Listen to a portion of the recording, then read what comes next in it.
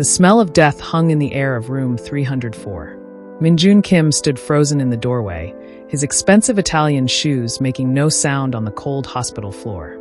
His mother, the woman who had raised him alone, who had worked 3 jobs to keep him fed, who had never once complained about the cards life dealt her, lay motionless on the white hospital bed. Her skin looked like paper. Her breathing came in short, painful gasps. But that wasn't the shocking part. The shocking part was the young black nurse standing beside his mother's bed, holding a strange clay bowl filled with dark liquid that smelled like earth and rain and something ancient. The nurse's hands were steady, but her eyes showed fear. Behind Min-jun, 3 of his men stood ready, their hands inside their jackets where their guns waited. "Sir," the nurse said quietly, her voice shaking just a little. "I know you don't know me. I know this looks crazy, but if you let me give this to your mother, I can save her life." Min-jun's jaw clenched. Every doctor in this hospital, the best hospital money could buy, had said his mother had maybe 3 days left.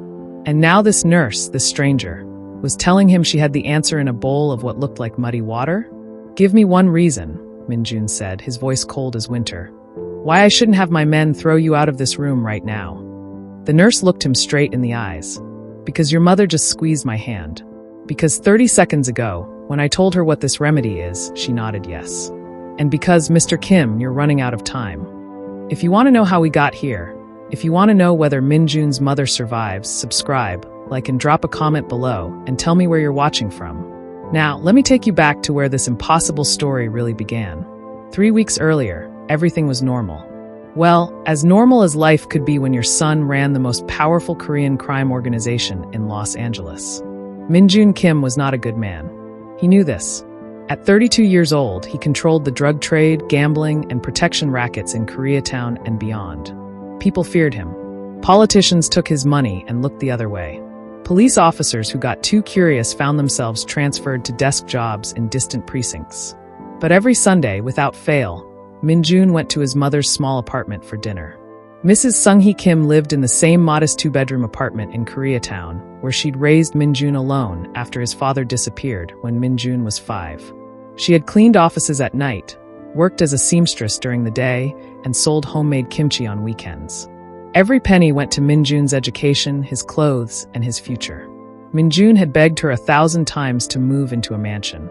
He could buy her anything, a house in Beverly Hills, a penthouse downtown, whatever she wanted. But Sung-hee always refused. "This apartment holds my memories of raising you," she would say, patting his cheek like he was still a little boy. "Why would I leave?" She didn't ask about his business. Min-jun suspected she knew, but they had an unspoken agreement. On Sunday evenings, he wasn't a crime boss. He was just her son, eating too much bulgogi and listening to her stories about the old country. On this particular Sunday in late October, Min-jun arrived at 6 o'clock sharp, as always. His bodyguard, Dae-young, waited in the car downstairs. Min-jun climbed the 3 flights of stairs and knocked 3 times, their special signal. He heard his mother's footsteps shuffling toward the door. But something was wrong. The footsteps sounded slower than usual, heavier. The door opened, and Min-jun's blood went cold. His mother looked terrible. Her normally bright eyes were dull and tired. Her skin had a grayish tint. She was gripping the doorframe like she needed it to hold herself up. "Yama!" Min-jun rushed forward, catching her as her knees buckled. "What's wrong? What happened?" I'm fine, Sung-hee said, but her voice was weak. "Just a little dizzy. I probably didn't eat enough lunch." Min-jun half-carried her to the couch. His mind was racing. His mother was never sick. In 32 years, he'd seen her with a cold maybe twice. She was tough as nails, strong as steel. "When did this start?" Min-jun demanded, pulling out his phone. "It's nothing, really." "Yama, when?" Sung-hee sighed. "Maybe 2 weeks ago? I've been very tired. And sometimes I feel dizzy. And my joints ache. But I'm 61 years old, Min-jun. Old people get tired and achy. It's normal." "This isn't normal." Min-jun was already dialing. "I'm taking you to the hospital." No, you just got here. I made japchae, your favorite." "Hospital. Now." When Min-jun used that tone, even his mother didn't argue. 20 minutes later, Sung-hee was being checked into Cedar Heights Medical Center, the most expensive private hospital in Los Angeles. Min-jun had called ahead. The staff knew who he was, and a team of doctors was already waiting. The doctors ran tests. Blood work. X-rays. Scans. Min-jun paced the waiting room like a caged tiger, his men standing nervously nearby. Nobody spoke to him. When Min-jun was worried, everyone knew to stay quiet. 3 hours later, Dr. Richard Harrison, the hospital's head of internal medicine, called Min-jun into his office. "Mr. Kim, please sit down." "I'll stand. Tell me what's wrong with my mother." Dr. Harrison looked uncomfortable. "Your mother has a very rare blood disorder. It's called acquired pure red cell aplasia. Essentially, her bone marrow has stopped producing red blood cells. Her blood can't carry oxygen properly throughout her body." Min-jun's hands clenched into fists. "So treat it. Fix it." Dr. Harrison's face grew more serious. "Mr. Kim, this condition is extremely rare and very difficult to treat. We can try immunosuppressive therapy, blood transfusions to manage symptoms." "Will she survive?" The pause that followed lasted only 2 seconds, but to Min-jun, it felt like a lifetime. "The survival rate for this condition is not good. If we can't get her into remission quickly, the outlook is..." Dr. Harrison trailed off. "Say it. Weeks. Maybe a month or 2 with aggressive treatment." The world seemed to tilt sideways. Min-jun grabbed the edge of the desk to steady himself. "You're telling me my mother is dying? We'll do everything we can." "Everything? Everything." Min-jun's voice rose. "I will pay anything. Experimental treatments. Specialists from anywhere in the world. I don't care what it costs. You will save my mother's life." Dr. Harrison looked genuinely sympathetic. "Mr. Kim, this isn't about money. This is about medical reality. There are some things that even unlimited resources can't fix." Min-jun stepped closer to the doctor's desk, his eyes hard as stone. "Then you'll figure out how to fix the impossible. Because if my mother dies, Dr. Harrison, I will hold you personally responsible. Do you understand what that means?" Dr. Harrison went pale. He understood perfectly. Over the next 2 weeks, Min-jun transformed room 304 into a command center. His mother received blood transfusions every other day. Specialists flew in from New York, from Boston, from Johns Hopkins. One expert came all the way from South Korea. Each one examined Sung-hee, looked at her charts, and ultimately shook their heads. "We're sorry. There's nothing more we can do. Perhaps make her comfortable." Min-jun refused to accept it. This was his mother, the woman who had sacrificed everything for him. He'd built an empire of fear and money, and now, when it mattered most, none of it meant anything. Sung-hee grew weaker. Some days she couldn't stay awake for more than a few hours. But she still smiled when Min-jun visited, still tried to joke with him. "You're spending too much money on me," she said one afternoon, her voice barely above a whisper. "Money means nothing if I can't use it to help you." On the 15th day, Dr. Harrison called Min-jun aside. "We've exhausted every option," the doctor said quietly. "The transfusions aren't working anymore. Her body is shutting down. I'm so sorry, Mr. Kim. We're looking at days now, not weeks." That night, Min-jun didn't go home. He sat in the chair beside his mother's bed, holding her fragile hand, watching her chest rise and fall with each labored breath. At 2:47 a.m., a young nurse came in to check Sung-hee's vitals. Min-jun had seen her before during the day shifts, but never at night. She was African American, probably in her late 20s, with her hair pulled back in a neat bun. Her name tag read, Grace Waters, RN. Grace moved quietly around the room, checking the 4, noting numbers on her tablet. She thought Min-jun was asleep, so she was startled when he spoke. "Is it tonight?" Grace turned, her eyes widening. "I'm sorry. Is my mother going to die tonight?" Grace looked at Sung-hee, then back at Min-jun. Something in her expression softened. "I don't know, Mr. Kim, but her vitals are getting weaker. It won't be long." Min-jun nodded slowly. "You know who I am? Everyone in the hospital knows who you are, sir. Does that scare you?" Grace considered this. Should it? For the first time in weeks, Min-jun almost smiled. This nurse had courage. "Most people are afraid of me. Most people probably have a reason to be." Grace finished with the 4 and started to leave, but then she paused. She looked at Sung-hee again, studying her chart more carefully. Her eyebrows drew together. "What?" Min-jun asked sharply. "Nothing, I just..." Grace shook her head. "Never mind. Tell me." Grace bit her lip. "It's probably nothing. But these symptoms, my grandmother had a condition once that looked similar. The tiredness, the pale skin, the way her body just seemed to be giving up." Min-jun stood up. "Your grandmother survived?" "Yes, but Mr. Kim, it was different. She lived in rural Georgia. We didn't have access to good hospitals.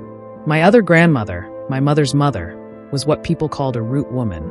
She knew healing herbs and old remedies passed down through generations. What did she give your grandmother? Grace looked uncomfortable. Mr. Kim, that was folk medicine. It's not the same as modern medicine. What did she give her? Grace took a deep breath. A tea made from yellow dock root, dandelion, red clover, and a few other herbs. She said it purified the blood and helped the body remember how to heal itself. Could you make this tea? I suppose so. My grandmother taught me before she passed. But Mr. Kim, I could lose my license. Min-jun moved closer. My mother is dying. Every doctor has given up. If there's even a chance. He paused. Please. Grace saw only a terrified son about to lose his mother. I'll need to gather the herbs. It'll take me a day or two. I understand. 2 days later, Grace returned during the night shift with a thermos and a clay bowl. The liquid inside was dark and smelled strange, earthy and bitter. By then, Sung-hee was barely conscious. Her breathing was shallow. The monitors showed her vitals dropping steadily. And that's when the hospital administrator walked in with security guards, having been tipped off about the unauthorized treatment. That's when Min-jun's men reached for their weapons. That's when everything exploded into the crisis moment we started with. Sir, Grace said again, holding the bowl steady despite her fear. Your mother said yes. She wants to try. Min-jun looked at his mother's face, then at Grace, then at the 3 security guards blocking the doorway. He had built an empire on making impossible choices. But this one was different. This one was about faith.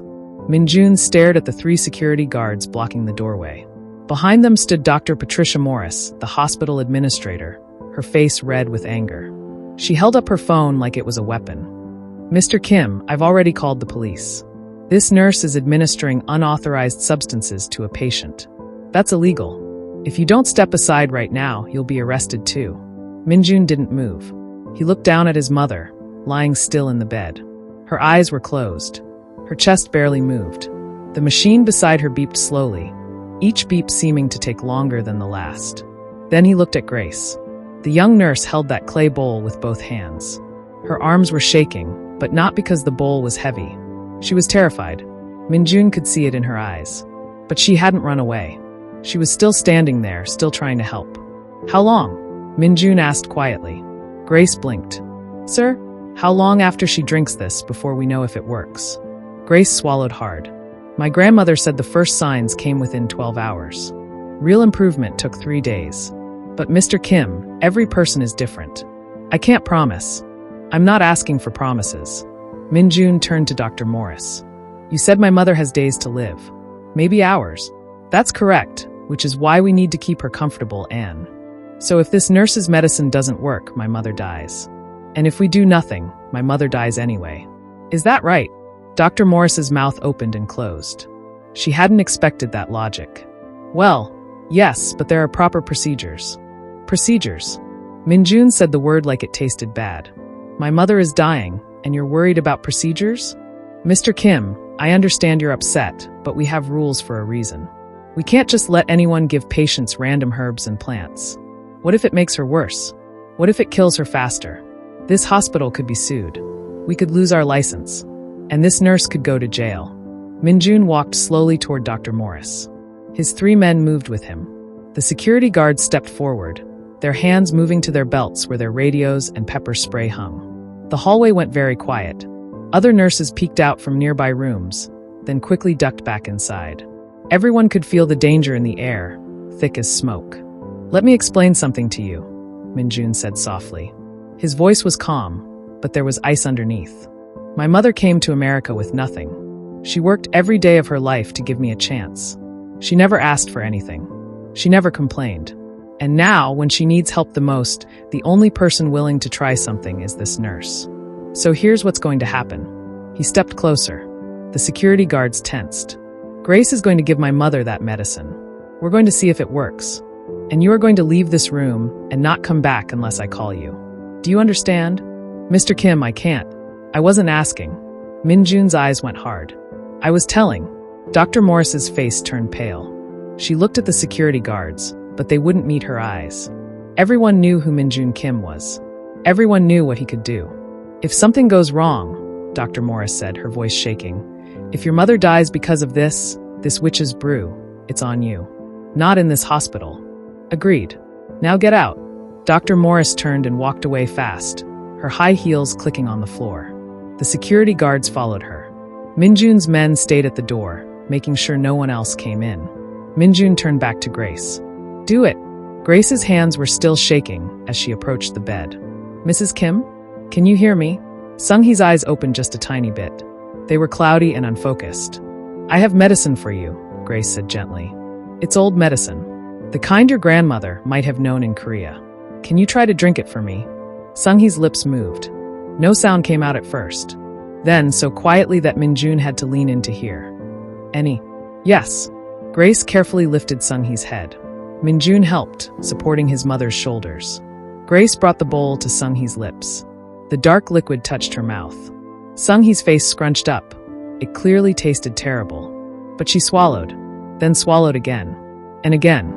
Grace gave her small sips, waiting between each one. It took almost 10 minutes to get half the bowl down. Finally, Sung-hee turned her head away. She couldn't drink anymore. That's good, Grace said softly. That's very good, Mrs. Kim. You did great. She gently laid Sung-hee's head back on the pillow. Min-jun stared at his mother's face, looking for any sign of change. But nothing happened. Sung-hee's eyes closed again. Her breathing stayed shallow and slow. Now what? Min-jun asked.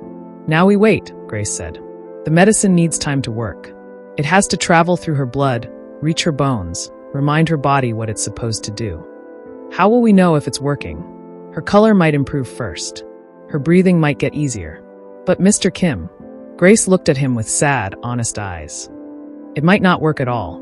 My grandmother's remedy helped my other grandmother, but that doesn't mean it will help everyone. I need you to understand that. Min-jun nodded. When do you give her more? In 6 hours. And then every 6 hours after that until... Grace trailed off. Until she gets better or she dies. Yes. Min-jun walked to the window. Outside, Los Angeles glowed with lights. Somewhere down there, his business was running. His men were collecting money, making deals, scaring people who needed to be scared. His empire kept turning like a machine.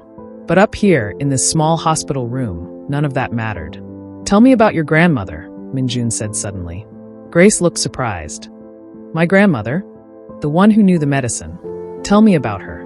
Grace set the bowl down on the table. She pulled up a chair and sat down, like she was settling in for a story. Her name was Ruth Waters. She lived to be 93 years old. She was born in Georgia in 1920, back when things were very different for Black people in the South. Her mother taught her about healing plants. And her mother learned from her mother. The knowledge went back and back, all the way to Africa. Why plants? Min-jun asked. Because Black people couldn't always go to doctors back then. Sometimes doctors wouldn't see them. Sometimes they couldn't afford it. So they had to heal themselves. They learned which plants helped with fevers, which ones cleaned wounds, which ones made pain go away. They learned which roots made blood strong. Grace smiled, remembering. My grandmother had a garden behind her house. She grew everything there. Yellow dock, dandelion, burdock root, red clover. She made teas and poultices and salves. People came from all over the county to see her when they were sick. Did doctors get angry with her? Some did. They said she was practicing medicine without a license. But she never charged money. She said healing was a gift from God, and you don't charge for gifts. So the police left her alone. And she taught you? Grace nodded. I spent every summer with her from the time I was 5 until she died when I was 17. She taught me which plants were which, how to harvest them at the right time, how to prepare them. She said the knowledge needed to be passed down, or it would die with her generation. Why did you become a nurse instead of what did you call it? A root woman? Grace laughed softly. My mama wouldn't hear of it. She said, baby, you're going to college. You're going to get a real job with benefits and a pension. You're not going to be picking plants in the woods like some old country woman. So I went to nursing school. But I never forgot what Grandma Ruth taught me. Min-jun turned from the window. Does the medicine you gave my mother have a name? Grandma called it blood builder tea. She said it woke up lazy blood and made it remember how to be strong. They sat in silence for a while. The machines beeped. Sung-hee breathed in and out, in and out. Grace checked her watch. I need to go do my other rounds, she said. But I'll be back in 6 hours with more tea. Will you be here? I'm not leaving, Min-jun said. Grace stood up. She looked at Min-jun for a long moment, like she was trying to figure something out. You really love her, don't you? Your mother. She's all I have. I don't think that's true, Mr. Kim. I think you have a lot. Money, power, people who work for you. But she's all you care about. There's a difference. After Grace left, Min-jun sat in the chair beside his mother's bed. He held her hand. It felt so thin and cold, like holding a bird's wing. Yama, he whispered. I know you probably can't hear me, but I need you to fight. I need you to be strong, like you've always been. That nurse gave you medicine. Good medicine. You need to let it work. Sung-hee didn't respond, but Min-jun kept talking anyway. Do you remember when I was 7 and I got in that fight at school? That boy called you a name because you cleaned offices. He said his mother was better than you. I punched him in the face and got suspended for 3 days. Min-jun smiled at the memory. You didn't yell at me. You just said, Min-jun, you don't need to fight my battles. I fight my own battles. But I told you, you shouldn't have to. I should protect you. And you hugged me and said I was your brave boy. His voice got quieter. I'm still trying to protect you, Yama. I built this whole empire thinking that if I was powerful enough, rich enough, scary enough, then nothing could hurt you. But I was wrong. Money can't fix this. Fear can't fix this. All I can do is sit here and hope that a nurse with her grandmother's tea can do what $1 million couldn't. The hours crawled by. Min-jun didn't sleep. He just watched his mother breathe. At 8:47 a.m., Grace came back with more tea. This time, Sung-hee could barely swallow. Most of the liquid dribbled out of her mouth. It's okay, Grace said gently, wiping Sung-hee's chin. You got some down. That's what matters. At 2:47 p.m., Grace returned again. This time, Sung-hee didn't open her eyes at all. Grace had to pry her mouth open gently to pour the tea in, making sure she didn't choke. Min-jun felt hope dying in his chest. It wasn't working. His mother was slipping away, and there was nothing he could do but watch. At 8:47 p.m., when Grace came back for the 4th dose, Min-jun stopped her at the door. Maybe we should stop, he said. His voice sounded hollow. Maybe we're just making her suffer more. Grace looked at him. Do you want to give up? I don't want her to suffer. Mr. Kim, my grandmother always said healing doesn't happen on our schedule. It happens on the body's schedule. Sometimes it takes longer than we think. Sometimes it happens all at once, like a switch turning on. But if we stop now, we'll never know. And if we keep going and it doesn't work, then at least we tried everything. At least we didn't give up. Min-jun stepped aside. Grace went to the bed and gave Sung-hee the 4th dose. This time, even less went down. After Grace left, Min-jun put his head in his hands. He felt exhausted. Not just tired, exhausted all the way down to his bones. He'd been awake for almost 48 hours straight. His phone buzzed. It was Dae-young, his second-in-command. There were problems with the shipment. A rival gang was moving into their territory. Decisions needed to be made. Min-jun turned his phone off. Let the empire crumble. Let the whole thing burn to the ground. None of it mattered without his mother. He must have fallen asleep at some point, because the next thing he knew, someone was shaking his shoulder. Mr. Kim. Mr. Kim, wake up. Min-jun's eyes snapped open. Grace stood over him, and her face looked strange. Not sad. Not worried. Something else. What? What's wrong? Look, Grace said, pointing at the bed. Min-jun looked at his mother. At first, he didn't see anything different. But then he realized her skin didn't look quite so gray anymore. There was a tiny bit of color in her cheeks. Just a hint of pink, like the very first light of dawn. Her vitals are up, Grace said, her voice shaking with excitement. Not a lot, but they're up. Her blood pressure is better. Her oxygen levels are better. Her heart rate is stronger. Min-jun stood up so fast his chair fell over. Is it working? Is the medicine working? I think so. I think it might be. But Mr. Kim, we need to keep going. This is just the beginning. For the first time in weeks, Min-jun felt something he'd almost forgotten. Hope. Real hope. His mother was fighting. The medicine was working.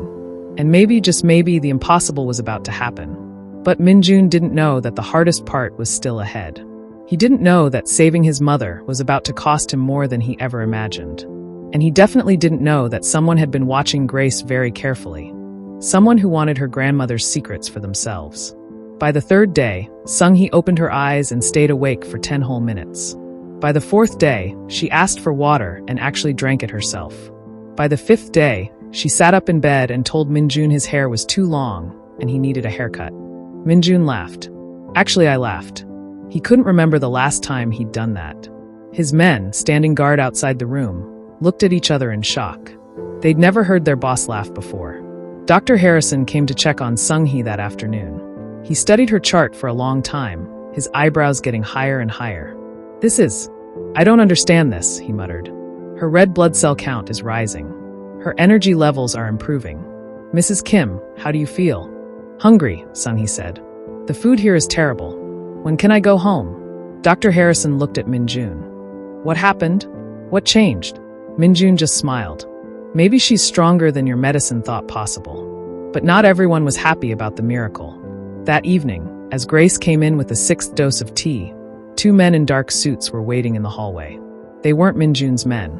They looked different, cleaner, more official. Grace Waters, one of them said. Grace froze. Yes, I'm Detective Chun. This is Detective Rodriguez.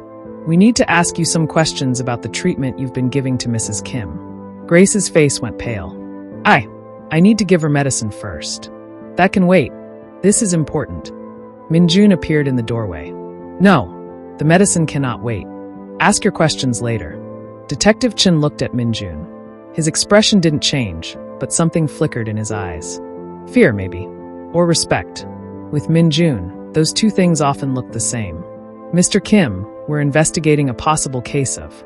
I said later. Min-jun's voice dropped low. My mother needs her medicine. Everything else can wait. The detectives looked at each other. Then Detective Rodriguez nodded. Fine. We'll wait out here. Grace hurried into the room. Her hands shook so badly that she almost dropped the bowl. Min-jun took it from her and set it on the table. What do they want? He asked quietly. The hospital reported me, Grace whispered. Dr. Morris called the police. She said I'm practicing medicine without a license. They could arrest me, Mr. Kim. They could put me in jail. No one is putting you in jail. You can't stop the police. Min-jun looked at her with eyes that had seen things Grace couldn't imagine. Watch me. Grace gave Sung-hee the tea. Sung-hee drank it all this time, making faces at the bitter taste but getting it down. She was getting stronger every hour. After Grace finished, Min-jun walked out into the hallway. The 2 detectives straightened up. Ask your questions, Min-jun said. Detective Chun pulled out a small notebook. Mr. Kim, did you pay Nurse Waters to give your mother unauthorized treatment? No. Did you threaten her or force her to do it? No. Did you know that the substances she was giving your mother weren't approved by the FDA? Yes. Detective Rodriguez jumped in. So you knowingly allowed an unqualified person to give your mother unapproved drugs? She's a registered nurse. That makes her qualified. And they're not drugs. They're herbs. Plants. The kind of medicine people have been using for thousands of years. That doesn't make it legal.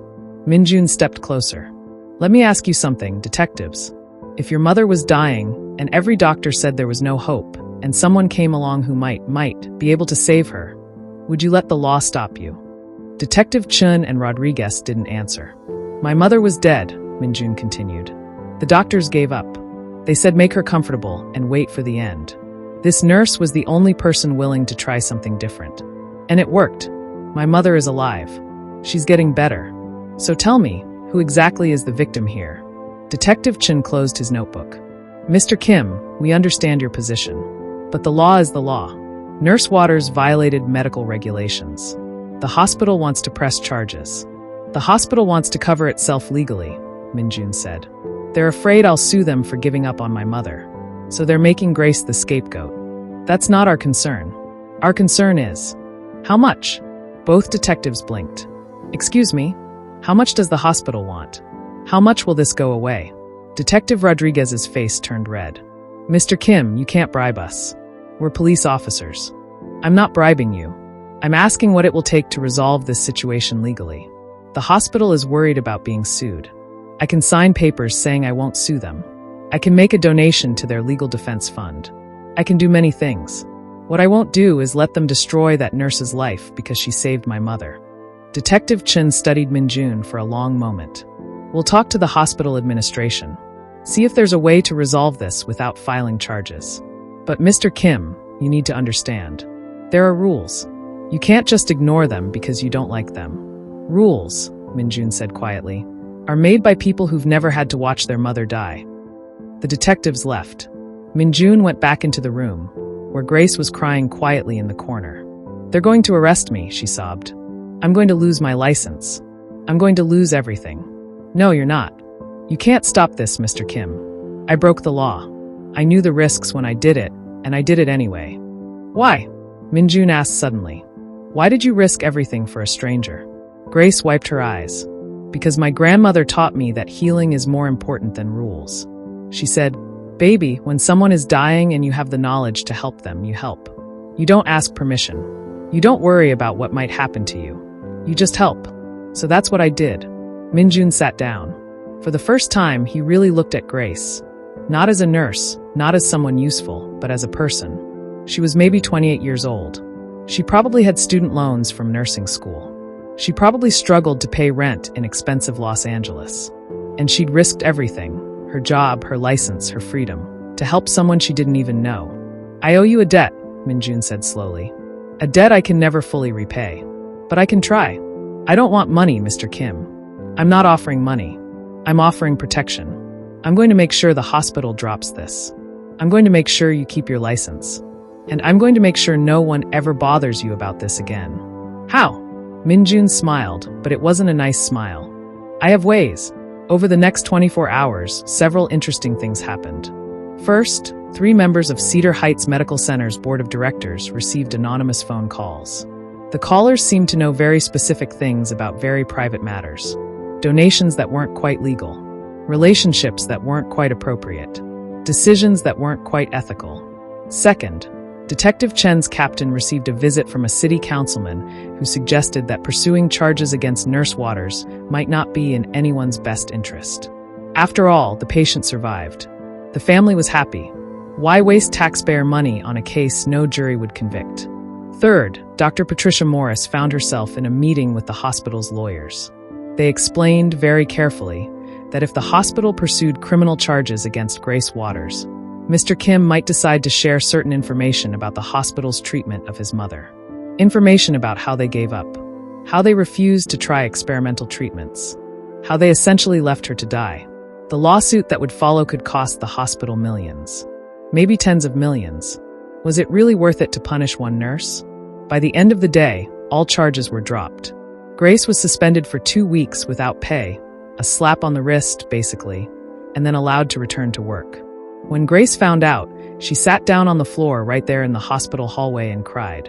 Min-jun found her there an hour later. "It's done. You're safe." Grace looked up at him with red, puffy eyes. "What did you do? What needed to be done? Did you hurt anyone?" "No. I just reminded some people that doing the right thing is usually easier than doing the wrong thing." Grace stood up slowly. "My grandmother used to say that some people are put in our path for a reason. She said the universe sends us exactly who we need, exactly when we need them." "I don't believe in the universe," Min-jun said. "I believe in cause and effect, action and consequence. And yet here we are. You needed someone to save your mother. I needed someone to protect me. We found each other." Min-jun didn't have an answer for that. That evening, Sung-hee was well enough to sit up and eat real food. Grace brought her soup from a Korean restaurant nearby, soft tofu stew, the kind that's easy on the stomach. Sung-hee ate 2 whole bowls. Then she looked at Grace and Min-jun sitting on opposite sides of her bed. "You two saved my life," she said softly. "The medicine saved you, Yama," Min-jun said. "No." Sung-hee shook her head. "Grace brought the medicine. But you believed in it. You protected her. You made it possible. You both saved me." She reached out and took Grace's hand with her left hand and Min-jun's hand with her right hand. In Korea, we have a saying, "Un-hai rule gapget siamanida." It means, "I will repay this kindness." "Grace, you gave me my life back. How can I ever repay that?" "You don't need to repay anything, Mrs. Kim. I'm just glad you're better." "And Min-juna," Sung-hee squeezed her son's hand. "You've spent your whole life trying to protect me. But this time you did something different. You trusted me. You had faith. You believed in something you couldn't control. I'm very proud of you." Min-jun felt something strange happening in his chest. A tightness. A pressure. He realized with shock that he was about to cry. He hadn't cried since he was 12 years old. He stood up quickly. "I need to make some phone calls. Business." He walked out of the room before either of them could see the tears. But outside in the hallway, standing by the window, he let himself feel it. Relief. Gratitude. Love. All the emotions he'd spent 20 years burying came flooding up. His mother was alive. Against all odds, against all logic, against everything the doctors said. His mother was alive. Min-jun pulled out his phone. He had messages from Dae-young. The business needed attention. Decisions needed to be made. Money needed to be moved. For the first time in his adult life, Min-jun thought, maybe I don't want to do this anymore. What was the point of an empire if he couldn't save the person he loved most? What was the point of power if it was useless when it mattered? But he pushed those thoughts away. That was a problem for another day. Behind him, through the window in the door, he could see his mother and Grace talking and laughing. Two women from completely different worlds, brought together by desperation and hope. Min-jun didn't believe in miracles. He believed in leverage and force and knowing where to apply pressure. But watching his mother smile, really smile, not the weak, dying smile from last week, but a real, genuine, full-of-life smile, he had to admit, maybe some things couldn't be explained by logic alone. Maybe Grace's grandmother was right. Maybe sometimes the universe sent you exactly who you needed. And maybe, just maybe, Min-jun Kim needed more than money and power. Maybe he needed to learn what it meant to be human again. But the story was far from over. Someone had been watching from the shadows. Someone who wanted Grace's knowledge for very different reasons. And that someone was about to make a move that would put everyone in danger. 2 weeks after Sung-hee left the hospital, everything seemed perfect. Sung-hee was back in her small apartment, stronger every day. Grace visited 3 times a week to check on her and bring more of the blood-building tea. The two women had become close friends, cooking together, sharing stories, laughing like they'd known each other for years. Min-jun visits every day now, not just Sundays. He found himself actually looking forward to those visits, the normalcy of it, the peace. His mother's apartment felt like the only place in the world where he could just be a son instead of a crime boss. But peace never lasts long in Min-jun's world. It was a Tuesday evening when everything fell apart. Min-jun was at his warehouse office in downtown LA, going through paperwork with Dae-young, when his phone rang. It was Grace, and she was crying so hard he could barely understand her. Min-jun, they took her. They came to my apartment, and they took her. Min-jun's blood turned to ice. Took who? Grace, slow down. Who took who? Your mother. 3 men broke into my apartment while I was making tea for her. They had guns. They grabbed her and they left me a message. What message? Grace's voice shook. They said if I want to see her alive again, I need to bring them my grandmother's recipe book. All of her remedies. Every single one. They said I have 24 hours. Min-jun was already moving, snapping his fingers at Dae-young. Where are you now? Still at my apartment. Min-jun, I'm so sorry. I should have been more careful. I should have. Listen to me, Grace. Lock your door. Don't open it for anyone except me. I'm coming right now. Do you understand? Yes. Good. I'll be there in 15 minutes. Min-jun hung up and turned to Dae-young. Someone kidnapped my mother. Get every man we have on the street. I want to know who did this and where they took her. Now. Dae-young's eyes widened. Boss, who would be stupid enough to? I don't care who they are. Find them. And when you do, don't touch them. I want that pleasure for myself. Min-jun drove through LA traffic like a madman, running red lights, cutting off other cars. His mind raced. Who would dare kidnap his mother? Everyone in the criminal underworld knew that Sung-hee Kim was untouchable.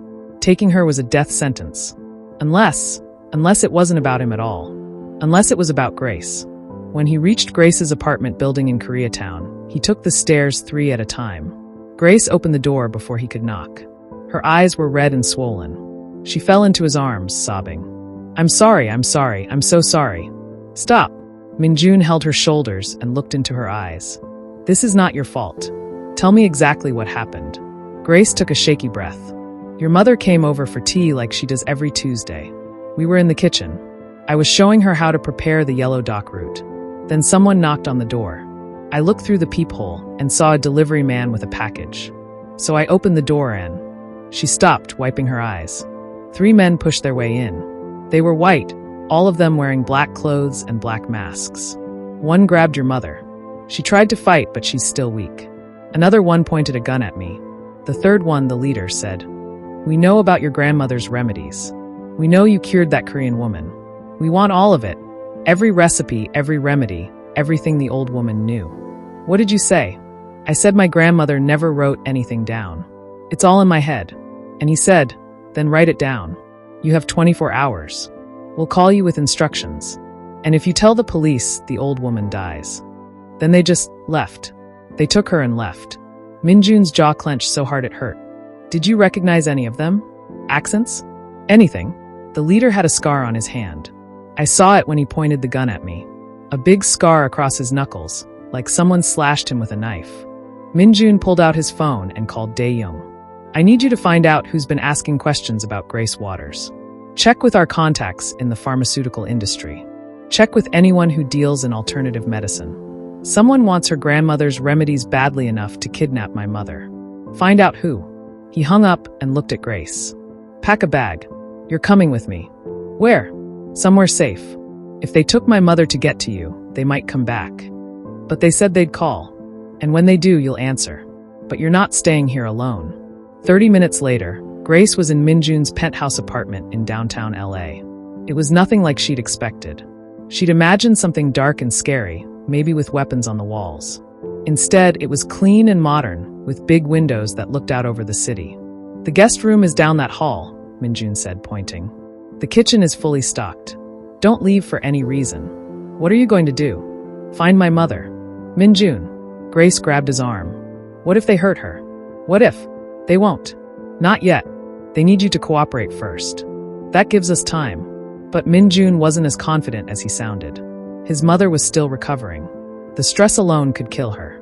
And if these people realized that the remedies only worked because Grace knew how to prepare them correctly, they might decide they didn't need Sung-hee alive after all. Min-jun spent the next 6 hours calling in every favor he had. His network of informants, corrupt cops, and street soldiers spread across LA, asking questions, shaking down anyone who might know something. Finally, at 2 a.m., Dae-young called back. Boss, I found something. There's a pharmaceutical company called Hendrix Biomed. They've been buying up small companies that research natural remedies, trying to patent traditional medicines and sell them at huge markups. 3 weeks ago, one of their scouts was at Cedar Heights Medical Center researching unusual recoveries. They heard about my mother. Exactly. And boss, the head of their acquisitions department, is a man named Marcus Webb. Ex-military. Dishonorable discharge for black market dealings. And he has a scar across his right hand from a knife fight in Afghanistan. Min-jun smiled, but it was a terrible smile. Where does he live? Boss, you can't just. Where? Does he live? Dae-young sighed and gave him an address in Santa Monica. Min-jun took 4 of his best men and drove to Santa Monica. Marcus Webb lived in an expensive beach house, the kind you could only afford by doing very dirty work for very rich people. They didn't knock. They kicked the door down at 3:30 a.m. Marcus Webb woke up to find 5 armed men standing around his bed. He reached for the gun on his nightstand, but Min-jun kicked it away. Looking for this? Min-jun asked, holding up the gun. Then he tossed it aside. I don't need weapons for what I'm about to do to you. Marcus tried to act tough. Do you know who I work for? Do you know what Hendrix Biomed will do to you? Min-jun grabbed Marcus by his throat and lifted him half off the bed. Do you know whose mother you kidnapped? Marcus's eyes went wide. We didn't know she was anyone important. We just needed leverage to get the remedies. Where is she? I can't tell you that. My bosses will. Min-jun slammed Marcus against the wall. Your bosses are not here. I am. And I am going to break every bone in your body until you tell me where my mother is. He started with Marcus's left hand, grabbed his pinky finger and bent it backward until it snapped. Marcus screamed. Where is she? I don't. Snap. Another finger is broken. Where is she? By the 4th finger, Marcus was sobbing. Warehouse. There's a warehouse in Vernon. 5th and Central. That's where we take people when we need information. How many guards? 4. Just 4. Please, no more. Min-jun dropped Marcus on the floor. If my mother has even 1 bruise on her, I'm coming back for the rest of your fingers. Then I'll start on your toes. Then your arms. Then your legs. Do you understand? Marcus nodded, cradling his broken hand. Min-jun and his men left. They drove to Vernon, an industrial area full of warehouses and factories. The building at 5th and Central was dark and quiet. Too quiet. Could be a trap, Dae-young warned. I don't care. They went in fast and hard. For guards, just like Marcus said. Min-jun's men took them down before they could even shout for help. No shots fired. Quick and silent. And there, in a small office in the back of the warehouse, sitting in a chair with her hands tied. Sung-hee. Yama. Min-jun ran to her, untying the ropes. Are you hurt? Did they hurt you? Sung-hee looked up at him, and incredibly, she was smiling. Min-jun, you worry too much. I'm fine. Fine. They kidnapped you. Yes, and it was very annoying. The food was terrible, and they wouldn't let me use the bathroom. But they didn't hurt me. She stood up, rubbing her wrists where the ropes had been. Is Grace okay? She's safe. She's at my apartment. Good. That girl has been through enough. They got Sung-hee to the car. But as they were driving back to Min-jun's penthouse, Sung-hee said something that surprised him. You can't kill them, Min-jun. What? These pharmaceutical people. I know you want to, but you can't. Yama, they kidnapped you. They threatened Grace. They deserve to be stopped, yes. But not killed. Because killing them won't solve the real problem. Min-jun didn't understand. What real problem? Sung-hee looked at him with wise, tired eyes. The problem is that Grace has knowledge that people will always want. Her grandmother's remedies could help so many people. But as long as that knowledge is secret, as long as only Grace knows it, she'll always be in danger. People will always try to steal it or force her to share it. So what do? We protect it differently. When they got back to the penthouse, Grace ran to Sung-hee and hugged her tight, both women crying. Min-jun let them have their moment. Then Sung-hee sat them both down. Grace, my dear, Sung-hee said gently, your grandmother's remedies saved my life. They're precious and powerful, but they're also dangerous as long as they're hidden. People like these pharmaceutical men will always try to take them. I know, Grace said miserably. Maybe I should just give them what they want. No, Sung-hee said firmly. That's exactly what they want, to steal your grandmother's legacy and make money from it. But there's another way. She looked at Min-jun. My son has money and connections. We could start a clinic. A real clinic where people can come for help. Where you can teach others your grandmother's remedies. Where the knowledge is shared freely, not sold or stolen. Min-jun blinked. A clinic? Yes. A free clinic where Grace can practice her grandmother's medicine legally. Where she can train other people. Where the remedies belong to everyone, not locked in one person's head. Grace's eyes lit up. You mean like what my grandmother did? But bigger? Legal. Exactly. Min-jun thought about it. He thought about all the money he'd made from crime, from hurting people, from fear. And he thought about how none of it had been able to save his mother. Only Grace's kindness and her grandmother's wisdom had done that. Okay, he said finally. We'll do it. I'll fund it. Grace will run it. We'll call it. He paused. What was your grandmother's name? Ruth, Grace said softly. Ruth Waters. Then we'll call it the Ruth Waters Healing Center. A place where traditional medicine and modern medicine work together. Where people can get help no matter who they are or how much money they have. Grace started crying again, but this time they were happy tears. Sung-hee smiled and patted Min-jun's hand. See, this is the son I always knew you could be. Over the next 6 months, everything changed. Min-jun opened the Ruth Waters Healing Center in Koreatown. It was small at first, just a storefront with a few rooms. But word spread quickly. People came from all over LA seeking help that regular hospitals couldn't provide. Grace taught 3 other nurses her grandmother's remedies. She wrote them down carefully in a book that was kept at the clinic, free for anyone to study. The knowledge was no longer secret. It belonged to the community. Min-jun slowly began stepping away from his criminal empire. It wasn't easy. Some people didn't want to let him go. But he was patient, delegating more, pulling back piece by piece. Sung-hee volunteered at the clinic every day, greeting patients in Korean, Spanish, and English, making everyone feel welcome. And Min-jun found himself spending more and more time at the clinic too. Not running it, Grace did that. But helping, protecting, making sure no one bothered them. One evening, 6 months after the clinic opened, Min-jun stood outside and watched through the window. His mother was making tea for an elderly patient. Grace was teaching a young nurse how to identify yellow dock roots. People were laughing and healing and helping each other. Your grandmother would be proud, Min-jun said to Grace when she came outside for a break. Grace smiled. I think she would. She always said healing was about more than just medicine. It was about community, about people taking care of each other. I never understood that before, Min-jun admitted. I thought power was about control, about making people fear you. But watching this, he gestured at the clinic. This is real power. Helping people, healing them, bringing them together. You're learning, Grace said gently. It's not too late to change who you are. Min-jun looked at her. I've done terrible things, Grace. Things I can't undo. No, you can't undo them. But you can do better going forward. My grandmother used to say, baby, every day you wake up is a chance to start again. Yesterday is gone. Tomorrow isn't here yet. All you've got is today. So make today count. Min-jun thought about that. Every day was a chance to start again. Inside the clinic, his mother laughed at something a patient said. The sound made Min-jun smile. His mother was alive. Grace was safe. The clinic was helping people. Maybe, just maybe, that was enough. Maybe that was everything. Thank you, Min-jun said quietly to Grace. For saving my mother. For teaching me what really matters. For giving me a chance to be someone better. Grace hugged him. You saved yourself, Min-jun. I just showed you the path. You chose to walk it. And as the sun set over Los Angeles, Min-jun Kim, former crime boss, former bad man, but now just a son who loved his mother and wanted to do better, realized something important. Miracles weren't just about impossible healings or ancient remedies. Sometimes miracles were about second chances. Sometimes they were about finding family in unexpected places.